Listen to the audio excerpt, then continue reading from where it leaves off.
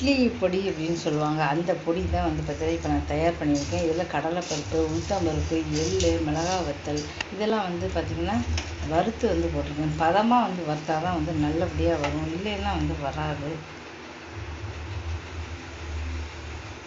பதமாக வந்து பார்த்தா தான் வந்து பார்த்திங்கன்னா நல்லபடியாக வரும். அதுக்கப்புறம் வந்து பார்த்திங்கன்னா மிளகாய் வத்தல், இதில் வந்து பெருங்காயம் கொஞ்சம் தூக்கலாக போடணும். அதேசமயம் வெள்ளை எள்ளு போட்டால் சிகப்பாக வரும். இல்லை கருப்பு எள்ளு ரொம்ப சத்துள்ளது, அதையும் நீங்கள் போட்டுக்கலாம்.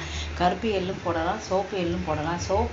வெள்ளை எள்ளோட வந்து பார்த்திங்கன்னா நீங்கள் கருப்பு எள்ளு போட்டால் ரொம்ப ரொம்ப வந்து பெண்களுக்கு வந்து இடுப்புக்கெல்லாம் வந்து பார்த்திங்கன்னா ரொம்ப ரொம்ப நல்லது. அதனால் கருப்பு எலும்பு ரொம்ப வந்து பார்த்திங்கன்னா சாப்பிட்றது ரொம்ப நல்லது. இதனாலே இப்போ மிளகாய் சேர்த்துருக்கோம். அதுக்கப்புறம் உப்பு சேர்த்துங்க, பெருங்காயம் கொஞ்சம் அதிகமாக சேர்த்துங்க.